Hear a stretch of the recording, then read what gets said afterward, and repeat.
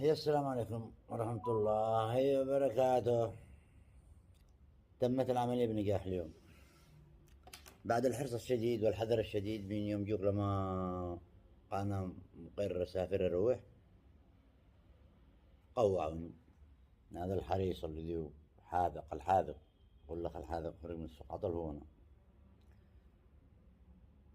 ما حيخرج جيبه مبلغ كامل ولا حيدخل بين الزحمة ومش حذر يقوعوك هنا. احذر على نفسك حتى من الذي جنبك، احذر الحذر ولا الشجاعة. تم سرقة اليوم على أكمل وجه والله العظيم. حذاري من أن يكون يخرج الواحد يجيب مبلغ كبير، حذاري ولا يدخل